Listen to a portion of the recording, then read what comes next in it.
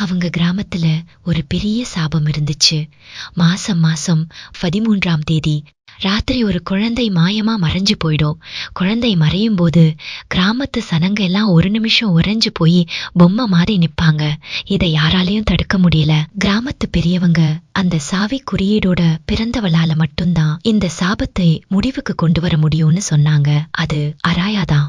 ஒரு நாள் அராயாவோட சின்னத்தங்கை லினா காணாம போற நாள் நெருங்கி வந்துச்சு. அதனால அராயா பயப்படல.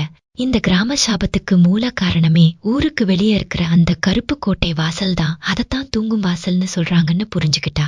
பழைய குறிப்புல வாசலை திறந்தா சாபம் முடியும், இல்லனா திறந்தவ உயிர் போகும்னு இருந்துச்சு. அராயா ஒரு பெரிய சாவியை எடுத்துக்கிட்டு கோட்டைக்கு போனா. அந்த சாவி இரும்பு இல்ல, அது மேல எங்க இருந்து வந்துச்சுன்னே தெரியாத மனித நகங்கள் ஒட்டி இருந்துச்சு. கோட்டை முன்னாடி நின்னதும் ஒரு குரல் அவ காதுக்குள்ளேயே பேசுற மாதிரி என்ன திறன்னு கேட்டுச்சு. அவ பயப்படல. ஒரு பைத்தியக்கார ஆர்வம் அவ முகத்துல இருந்துச்சு. அழுகை சத்தம் கொடுக்கிற அந்த சாவியை எடுத்து கதவுல சொருகினா. கதவு திறந்ததும் உள்ளே இருந்து கொட்டும் இருட்டு, அதுக்குள்ள இருந்து எண்ணற்ற கைகள், 12 கண்கள், மனுஷங்க உருவமே இல்லாத பயங்கரமான விஷயங்கள் வெளியே வந்துச்சு.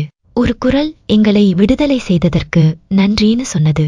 அப்பதான் அராயாவுக்கு ஒரு உண்மை புரிஞ்சிச்சு. அந்த சாவி கதவை திறக்கிறதுக்கு இல்ல, அவளை உள்ளே போட்டுறதுக்கு. கைகள் பறந்து வந்து அவளை பிடிச்சது. கொஞ்ச நேரம் கத்துனா அப்புறம் சத்தம் இல்ல. வாசல் மூடிக்கிச்சு. சாவியில ஒட்டி இருந்த மனித நகங்கள் மாயமா மறைஞ்சு போச்சு. மறுநாள் கதவுக்கு வெளியே ஒரு சொட்டு ரத்தம். அதுல அடுத்தவர் யாருன்னு எழுதி இருந்துச்சு. அராயா போனதுக்கு அப்புறம் ஆச்சரியமா அந்த மாசம் ஒரு குழந்தையும் மறையல. சாபம் முடிஞ்சு போன மாதிரி எல்லாரும் நிம்மதியா இருந்தாங்க. ஆனா ஒரு மூதாட்டி அவ சாபத்தை முடிக்கல. சாபத்தை தன் உடம்புல பூட்டிட்டான்னு சொன்னாங்க. அன்னிக்கு ராத்திரி கோட்டை கதவுல அராயாவோட உருவம் தெரிஞ்சுது. அவளோட கண்கள் எல்லாம் வெள்ளையா இருந்துச்சு. அவ உடம்புக்குள்ள சாவியோட கோடு மாதிரி ஏதோ கருப்பா ஊறுறது தெரிஞ்சது. அவ நான் கதவை திறக்கல, கதவே ஆகிட்டேன்னு குளிர்ந்த குரலில் சொன்னா. கோட்டைக்குள்ள இருந்த பயங்கரங்கள் எல்லாம் மெதுவா மறைஞ்சு போச்சு. அப்போ லினா தூக்கத்துல இருந்து எழுந்து பார்த்தா, அவ பக்கத்துல அராயா எடுத்துட்டு போன பழைய சாவி அவளோட இதய வடிவுல உலர்றது தெரிஞ்சது. சாவிக்கு பக்கத்துல ஒரு இரத்தக்கோடு. சாபம் முடிந்தது. ஆனா கதவு கனவில் திறக்கும் இருந்துச்சு.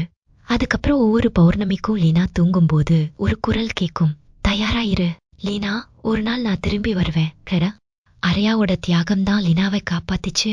ஆனா அராயா உயிரோட இருக்காளா இல்லனா அந்த கோட்டையோட ஆவியா மாறிட்டாளான்னு யாருக்கும் தெரியல.